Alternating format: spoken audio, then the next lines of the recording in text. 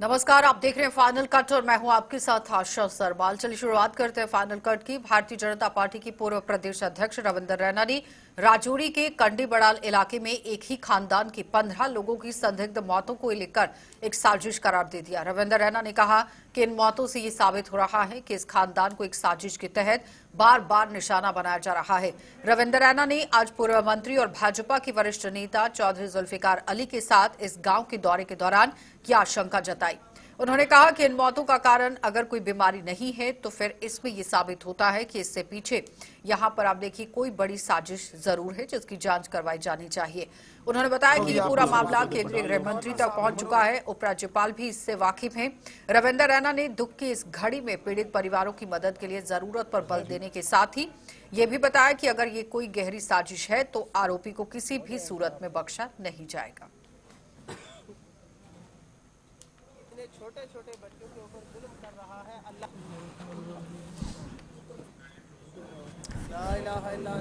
तो फिलहाल साफ तस्वीरों में आप देख सकते हैं किस तरह से ये कंडी बड़ाल इलाका है जहां पर 15 लोगों की अभी तक मौत हो चुकी है और एक एक करके रिपोर्ट्स भी आप देखिए किस तरह से नेगेटिव सामने आई। और कल आपने देखा स्वास्थ्य मंत्री की तरफ से भी एक बड़ा बयान जारी किया गया कि हेल्थ से जुड़ा हुआ ये कोई मामला नहीं है। उसके बाद पुलिस इस पर काम करेगी, कार्रवाई करेगी और पुलिस ने ये पूरा मामला अब अपने पास रख लिया है और छानबीन शुरू कर दी गई है। लेकिन फिलहाल आज आप देखिए रविंद्र रैना वहां पर पहुंचे, जुल्फिकार अली वहां पर पहुंचे, उनके साथ साथ आप देखिए विभूत गुप्ता वहां पर मौजूद रहे। लेकिन इसके साथ ही जिस तरह से बड़ी बात उनकी तरफ से ये कह दी गई कि कार्रवाई की जाएगी तो इस पर संज्ञान लेने की जरूरत है।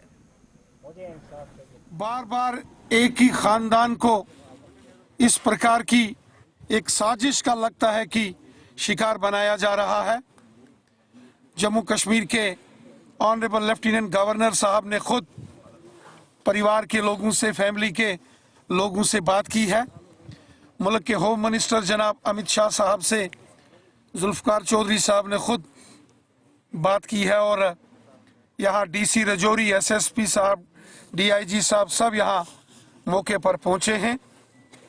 इस सारे मामले की डिटेल इसकी छानबीन होनी चाहिए कि आखिर ये मामला है क्या। अगर ये डायग्नोज नहीं हो रहा तो क्या इसके पीछे कोई बड़ी साजिश हो सकती है। उस एंगल की भी पुलिस छानबीन कर रही है, जांच पड़ताल हो रही है। खुद लेफ्टिनेंट गवर्नर जनाब मनोज सिन्हा साहब ने असलम साहब से यहाँ बडाल में बात की है। जुल्फिकार चौधरी साहब ने मुल्क के होम मिनिस्टर अमित शाह साहब से भी कल रात को बात की है। आज हम यहाँ खुद पहुंचे हैं और हम चाहते हैं कि इस फैमिली के साथ इंसाफ होना चाहिए। सरकारी तौर पर जो भी मदद इमदाद होगी सरकार करेगी। सरकार का ये फर्ज है कि इस दुखी परिवार की मदद करना और सरकार की ओर से, मरकजी हुकूमत की ओर से, एडमिनिस्ट्रेशन की ओर से हर प्रकार की मदद इस परिवार की करेंगे। लेकिन जिस साजिश का शिकार इस परिवार के बेगुनाह लोग हो गए, उस साजिश का भी पर्दा फाश होना चाहिए। और अगर कोई इस साजिश में, अगर ये साजिश है तो फिर कोई बचेगा भी नहीं। ये भी मैं असलम साहब और इनके पूरे परिवार को यकीन दहानी कराता। तो अखनूर रिंग रोड पर हिट एंड रन मामले के आरोपी का कोई अता पता नहीं चल पाया है। इस हादसे में 25 साल के एक युवक योगेंद्र सिंह की दर्दनाक मौत हो गई थी जो अखनूर का रहने वाला था। उसके शव का आज जीएमसी जम्मू में पोस्टमार्टम करने के बाद परिजनों के हवाले कर दिया गया। मृतक के परिजनों के मुताबिक रिंग रोड पर सीसीटीवी कैमरा की सुविधा न होने के कारण आरोपी वाहन चालक अभी तक पकड़ में नहीं आ पाया है। जोगेंद्र सिंह अपने साथ साथ यहाँ पर बाइक पर आप देखिए रिंग रोड से वो गुजर रहा था, जिसके साथ ये बड़ा हादसा हुआ जिसे एक अज्ञात वाहन ने ही टक्कर मार दी थी। तो 7:30 बजे करीब फोन आया, उसके साथ जो कजन गया था तो बोल रहा किसी ने पीछे से आगे से, मालूम नहीं पड़ा कि क्या हुआ इनके साथ हादसा। तो जस्ट सड़क पे मेन रोड में पड़े हैं, रिंग रोड पे जफरे चक के पास। तो उधर एम्बुलेंस कुछ नहीं, आधा पौना घंटा उधर वेस्ट किया। फिर एम्बुलेंस, पुलिस आती है, एम्बुलेंस आती है, वो उठाती है, वो लेती है। पहले उन्हें सीधा मड़ लिया, मड़ से फिर उधर रेफर किया। कोई फैसिलिटी नहीं है, ना कोई ऑक्सीजन, कुछ नहीं दिया इन्होंने। तो प्रशासन से यही मांग है कि फैसिलिटी पूरी, अगर टोल टैक्स काट रहे हो फैसिलिटी भी दो ना। ज़्यादा नहीं, 100 मीटर के दायरे में एक आधा कैमरा और होना चाहिए। 100 मीटर के दायरे में हर कैमरा लगना चाहिए, मालूम तो पड़े किसने ठोका किसने नहीं।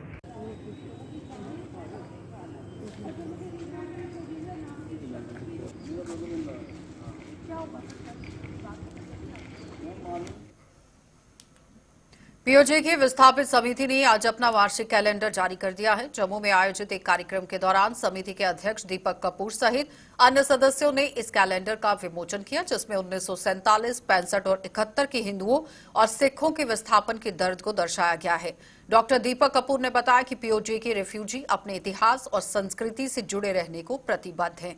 पीओजेके को वापस लेना रेफ्यूजियों का लक्ष्य है और हाल ही में अखनूर आए हुए रक्षा मंत्री राजनाथ सिंह भी इस प्रतिबद्धता को दोहरा चुके हैं। हमने बनाया है उसका विमोचन करने हेतु यहाँ उपस्थित हुए हैं। मैं अरुण चौधरी, महासचिव पीओजेके विस्थापित सेवा समिति, और आपके सम्मुख जो बैठे हैं व्यक्ति उनमें हमारे डॉक्टर दीपक। इस बार हमने जो विस्थापन हुआ था उसकी क्या पीड़ा थी उसको दर्शाने का प्रयास किया है।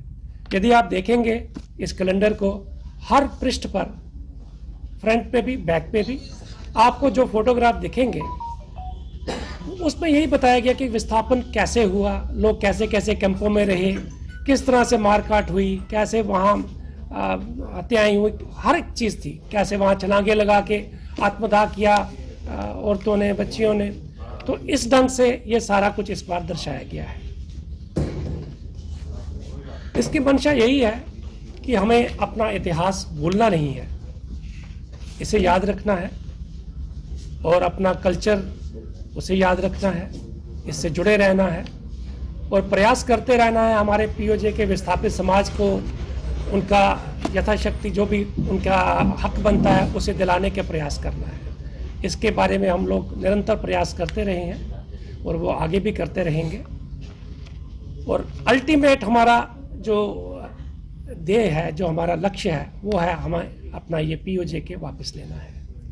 अभी 2 दिन पहले हमारे रक्षा मंत्री श्री राजनाथ सिंह जी ने भी बताया था, जैसे अखनूर में, कि ये हमारा एक ताज है, पीओजेके क्राउन है भारत का। तो इसके बिना जम्मू कश्मीर भी अधूरा है और भारतवर्ष भी। कश्मीरी पंडित विस्थापितों ने वन नेशन वन कार्ड की डिजिटल डेटाबेस में यहां पंजीकरण के लिए नेशनल फूड सिक्योरिटी एक्ट के तहत एक जारी किए गए फॉर्म का विरोध कर दिया। कश्मीरी पंडित विस्थापितों के मुताबिक वो अभी तक विस्थापन में जा रहे हैं और आप देखिए विस्थापन में ये लोग जी रहे हैं और अब तक उनका कोई स्थायी पता नहीं है।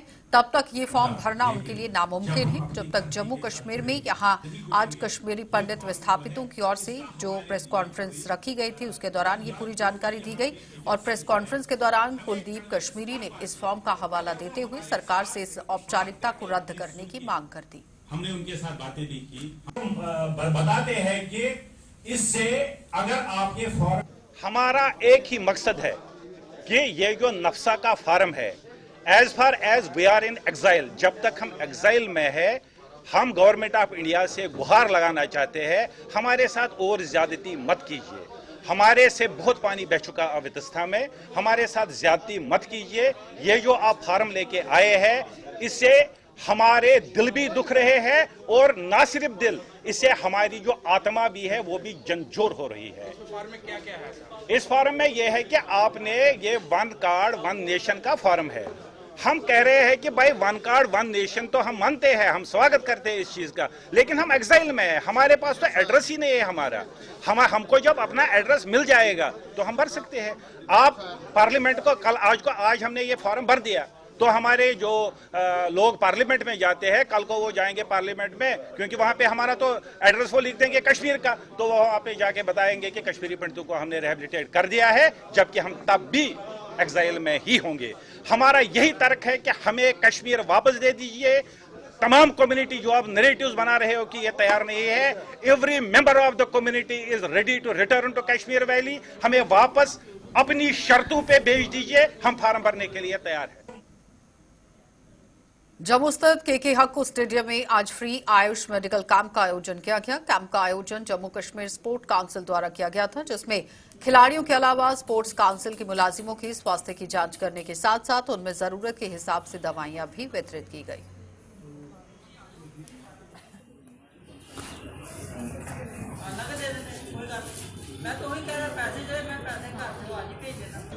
आज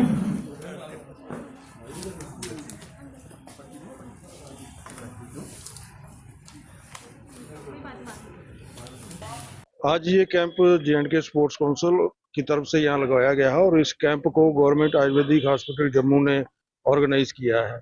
इस कैंप में गवर्नमेंट आयुर्वेदिक हॉस्पिटल के स्पेशलिस्ट डॉक्टर्स जो आए हैं यहाँ पर, उनकी टीम पूरी आई है। इसके साथ साथ उन्होंने दवाइयों का भी इंतजाम किया है। इस कैंप में ब्लड शुगर का भी टेस्ट किया जा रहा है। इसके अलावा और भी जो जरूरी टेस्ट हैं वो किए जा रहे हैं। अगर यहाँ पर यहाँ लगता है कि ये इनकी फर्दर ट्रीटमेंट के लिए ज़्यादा गहन चिकित्सा की जरूरत है तो उनको गवर्नमेंट आयुर्वेदिक हॉस्पिटल में भी रेफर किया जाता है। वहाँ पर उनके पूरे टेस्ट होते हैं, सब कुछ होगा।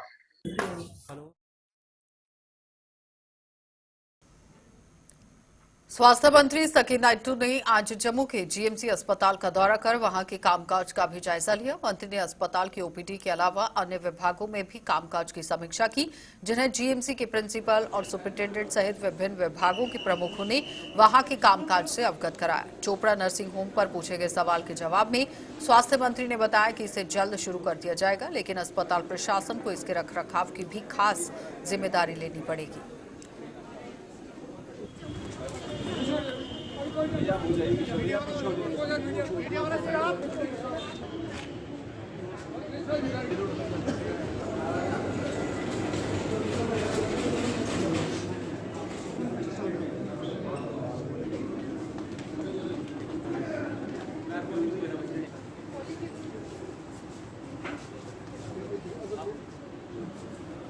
मेन मकसद आने का यही है कि जीएमसी जो है ये एक ऐसी जगह है जहाँ मतलब बहुत सारे पेशेंट्स, चाहे राजौरी हो चाहे बाकी एरियाज़ हो, वहाँ से पेशेंट्स यहाँ आते हैं और यहाँ का जो पेशेंट केयर है वो बिल्कुल सही तरीके से मिलना चाहिए। इनके पास रश भी बहुत है, मैं वो भी समझती हूँ, लेकिन फिर भी हमें थोड़ा सा इसमें काम करना पड़ेगा ताकि हम पेशेंट केयर को बेहतर से बेहतर बना सकें। मैंने देखा है चोपड़ा नर्सिंग होम में जो बने हैं, ओटी हो या जो वार्ड हो, जो एक्सरे की फैसिलिटी रखी गई है, तो मुझे अच्छा लगा देख के और मुझे लगता है इससे पेशेंटों को बहुत जो है फ़र्क पड़ेगा, फ़ायदा मिलेगा ताकि वो यहाँ आएँ, उनको अच्छी से अच्छी इलाज यहाँ पे हो सके।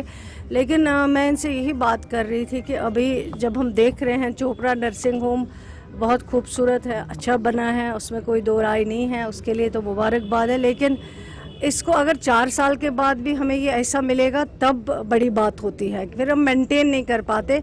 मेंटेनेंस जो है वो बहुत इम्पॉर्टेंट है, उस चीज़ को सीरियसली जो है देखना पड़ेगा ताकि जो इतना पैसा लगा हुआ है और पेशेंट जब यहाँ आएंगे उनको 4 साल बाद या 3 साल बाद जब कोई भी पेशेंट आए उस तरह इसी तरह की सफाई मिले, इनको इसी तरह का जो है माहौल वो उनको उस टाइम भी मिल सके। मेन कोशिश यही है। शुक्रिया। फिर आपका स्वागत है। देश के संविधान और संविधान की ड्राफ्टिंग कमेटी के हेड स्वर्गीय BR अम्बेडकर के सम्मान में भारतीय जनता पार्टी द्वारा 26 जनवरी तक ये संविधान गौरव दिवस मनाया जा रहा है। भाजपा द्वारा पिछले 26 साल में आप देखिए किस तरह से पिछले साल की बात हो रही है। 26 नवंबर से 26 जनवरी तक कई कार्यक्रम आयोजित किए जा रहे हैं, जिसकी एक कड़ी के तहत आज श्रीनगर में संविधान पर चर्चा की गई और भाजपा के संगठन महामंत्री अशोक कौल सहित यहां कश्मीर इकाई के अन्य नेताओं की मौजूदगी में संविधान के गौरव पर मंथन करने के साथ साथ कांग्रेस पर भी स्वर्गीय अम्बेडकर के साथ यहां जातियां किए जाने के आरोप लगाए गए। अशोक कौल ने बताया कि इन 2 महीनों में लोगों को स्वर्गीय अम्बेडकर को याद करने के साथ साथ लोगों को बताया जा रहा है कि कांग्रेस ने उनके साथ क्या कुछ किया था। औरों के भी हुकूक इस कॉन्स्टिट्यूशन में दिए गए हैं, इसलिए मैंने कहा कि हमें फख्र से कहना चाहिए। सारे देश भर में हमारी सरकार ने, नरेंद्र मोदी जी ने 26 नवंबर जिस दिन कॉन्स्टिट्यूशन पूरा तैयार हुआ है और कॉन्स्टिट्यूशन की कमेटी ने, जो ड्राफ्टिंग कमेटी के हेड थे भीमराव अंबेडकर जी, उन्होंने उसको राष्ट्रपति को, उस समय के राष्ट्रपति को दिया था। वो 26 नवंबर का दिन था, 26 नवंबर 1949। भारतीय जनता पार्टी उसको संविधान दिवस के रूप में, कॉन्स्टिट्यूशन डे के रूप में मनाती है और भारतीय जनता पार्टी ने 26 नवंबर से लेकर 26 जनवरी तक ये 2 महीने का समय लेकर सब जगह कॉन्स्टिट्यूशन डे की गौरव के बारे में बताता है। और इसमें ये बात जरूरी है कि जिन्होंने कॉन्स्टिट्यूशन ड्राफ्ट किया है, ऐसे बाबा साहब भीमराव अंबेडकर को भी हम याद करते हैं।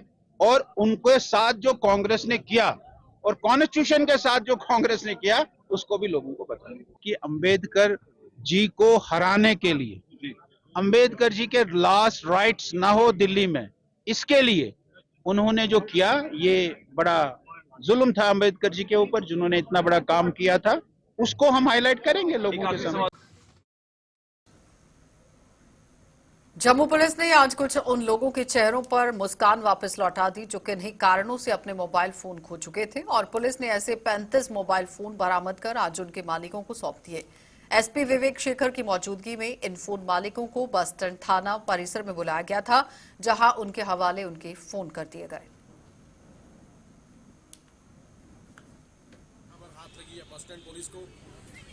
मैं आपको बताता चलूं, हमारी ईएसयू यूनिट ने, नॉर्थ की ईएसयू यूनिट ने लगभग 35 मोबाइल रिकवर किए हैं। वो उनके राइटफुल ओनर्स को दिए जाएंगे।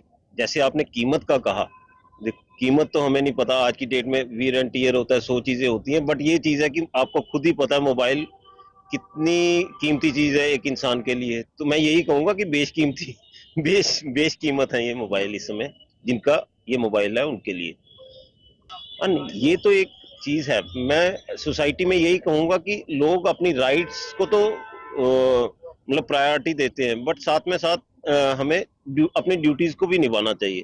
तो मैं यही कहूंगा कि कभी किसी को ऐसे ही, जैसे मोबाइल को लेकर मैं ये कहूंगा, किसी को किसी का मोबाइल मिले तो ज्यादा से ज्यादा कोशिश करें अपने पास के पुलिस स्टेशन में जाके उसको दे आए, ताकि उसके राइटफुल ओनर तक वो पहुंच सके। क्योंकि जैसे मैंने पहले कहा, मोबाइल एक इंसान के लिए बड़ी बेशकीमती चीज है, उसमें इतना डाटा है, उसकी फैमिली की मेमोरीज है, 100 चीजें होती हैं। तो ज्यादातर मोबाइल मिसिंग ही होते हैं। कहीं कोई भीड़ वाले इलाके में गया है, कुछ है, तो उसका फोन गिरा होता है या कुछ होता है। ऐसा मतलब चोरी का नहीं हम कह सकते, बट ये है कि रिकवरी हुई है, मिसिंग है, किसी को मिला, उसको नहीं पता है कि इसका क्या करना है, डिस्पोजल किस तरह से करना है। और इंसान का देखो, कभी भी होगा ना, कभी कोई चीज मिल जाएगी तो वो कहता है चलो यार रख लेते हैं, मेरा क्या जा रहा है। तो ये भी एक एजुकेशन हमें इस माध्यम से देना जरूरी है। किसी को भी किसी का मोबाइल मिले तो जल्दी से जल्दी उसको पुलिस के पास दे, ताकि उसके राइटफुल ओनर तक। जम्मू पश्चिम विधानसभा के विधायक अरविंद गुप्ता ने आज शहर की वार्ड नंबर 12 का दौरा कर वहां पर करवाए जाने वाले विकास कार्यों का मसौदा तैयार कर लिया है। इस दौरान उनके साथ नगर निगम के अधिकारी भी मौजूद थे, जिन्होंने उन्हें इस वार्ड की कुछ समस्याओं से अवगत कराया। विधायक ने बताया कि विकास कार्यों की डीपीआर तैयार हो चुकी है और ये जल्द ही शुरू करवा दी जाएगी, और उन्होंने स्थानीय लोगों से भी स्वच्छ भारत अभियान का पालन करने का आह्वान कर दिया। 12 फरवरी को हमारे रविदास मंदिर में यहाँ पे रविदास जयंती होती है। एक भव्य कार्यक्रम होता है। 10 तारीख को झांकी और उसके बाद रविदास मंदिर में एक भारी कार्यक्रम होता है, और काफ़ी लोगों का यहाँ पे आना रहता है। पूरे जम्मू कश्मीर से जितने भी इस सोसाइटी से जुड़े हुए लोग और आगे पीछे के लोग हैं, यहाँ पे समागम होता है, इकट्ठे होते हैं। तो उसी को देखते हुए हमने ये एक टूर बनाया था कि यहाँ पे जो लोगों की बेसिक प्रॉब्लम्स हैं, जो छोटी छोटी इमीडिएट रिलीफ हम दे सकते हैं, हम लोगों के बीच में आके उनकी प्रॉब्लम सुने। हमारी कोशिश रहती है कि जो लोगों को बेसिक कम्युनिटीज़ हैं उनकी प्रोवाइड की जाएं। और मैं लोगों से भी अपील करता हूं कि जो थोड़ा सा हम कहते हैं कि स्वच्छ भारत अभियान, और जम्मू भी इंदौर की तरह cleaner city of J&K India बनना चाहिए, उसके लिए थोड़ा सा एफर्ट हमें भी करना पड़ेगा। खाली JMC के ऑफिसर्स या बाकी स्टाफ का डिपेंडेंट नहीं होना चाहिए। हम लोगों को भी, जो मोदी जी ने एक आह्वान किया था स्वच्छ भारत अभियान का, हमें भी उन चीज़ों को अपने लाइफ में इन्वॉल्व करना चाहिए कि हम कूड़ा वगैरह रास्ते में ना फेंकें, या कोई डीप ड्रेन है वहाँ पे कूड़ा नहीं फेंकें, क्योंकि वो ब्लॉकेज होती है तो मल्टीपल प्रॉब्लम्स रहती हैं। और बिजली के भी स्विच वगैरह, कहीं पे लाइट अगर आपको लगता है कि स्ट्रीट लाइट जल रही है, उसको भी हम बंद करें। थोड़ा सा अपनी सिटी की तरफ, और अपने स्वच्छ, हम कहते हैं कि क्लीनर सिटी होनी चाहिए, उसकी तरफ हमारा भी लोगों को जागरूक होना पड़ेगा। हमें भी आपस में लोगों को चिंता करनी पड़ेगी, हमें भी ध्यान। जम्मू यूनिवर्सिटी कैंपस में आज NSUI और अखिल भारतीय विद्यार्थी परिषद में बवाल हो गया। दोनों पक्षों में ये झड़प तब शुरू हुई जब NSUI के कार्यकर्ता RSS के नेता मोहन भागवत द्वारा हाल ही में दिए गए एक बयान के विरोध में प्रदर्शन कर रहे थे। इस प्रदर्शन की भनक लगते ही अखिल भारतीय विद्यार्थी परिषद से जुड़े हुए कार्यकर्ता भी मौके पर पहुंच गए और उन्होंने यहां एनएसयूआई की इस प्रदर्शन की जोरदार निंदा कर दी। देखते ही देखते दोनों पक्षों में झड़प शुरू हो गई और कैंपस में तैनात सिक्योरिटी भी मौके पर पहुंच गई, जिसने दोनों पक्षों को शांत करवाया। और गनीमत ये रही कि इस झड़प में दोनों पक्षों का कोई भी कार्यकर्ता घायल नहीं हुआ।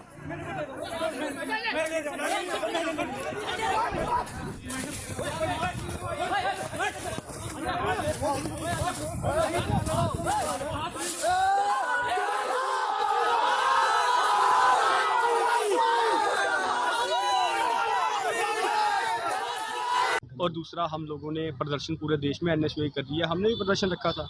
तो इनको अब क्या दिक्कत थी, क्या परेशानी थी कि यहाँ पे आके इन्होंने हमारे प्रदर्शन को ख़राब करने का काम किया। लेकिन मैं आपको बताना चाहूँगा कि ये मोहन भागवत जी ने जो बयान दिया है वो देशद्रोह है। उन्होंने बोला 2023 में आज़ादी मिली। कैसे जनाब भगत सिंह, सुखदेव, राजगुरु, सुभाष चंद्र बोस, महात्मा गांधी, खुदीराम बोस जैसे जो रणबांकुरों ने जिन्होंने आज़ादी की लड़ाई लड़ी, क्या आप उनका अपमान कर रहे हैं? 47 में जिन्होंने इतनी कुर्बानियाँ देकर आज़ादी लड़ी, संविधान बनाया बाबा साहब अम्बेडकर ने, आप उसका अपमान कर रहे हैं। 23 में कौन सी आज़ादी आपने, किस आज़ादी की बात करते हैं? हिंदू हूँ, हमने भी जश्न मनाया था पिछले साल जब राम मंदिर की प्राण प्रतिष्ठा हुई थी, लेकिन आप उसको आज़ादी से जोड़ें, उसका हमने विरोध किया। और विरोध प्रदर्शन के दौरान इन्होंने आके यहाँ पे किया, क्योंकि जो गलत होता है वही छटपटाता है। तो हम उसकी बिल्कुल कड़ी निंदा करते हैं। और अपना यहाँ पे हम आपके माध्यम से कहना चाहते हैं कि हम गांधीवादी हैं, आप हमें टांगे मारो, हमारे प्रदर्शन खराब करो, कुछ भी करो, हमें उस चीज़ से फर्क नहीं। हम कल भी गोडसे का विरोध करते थे, हम सावरकर का विरोध करते थे, आरएसएस का विरोध करते थे।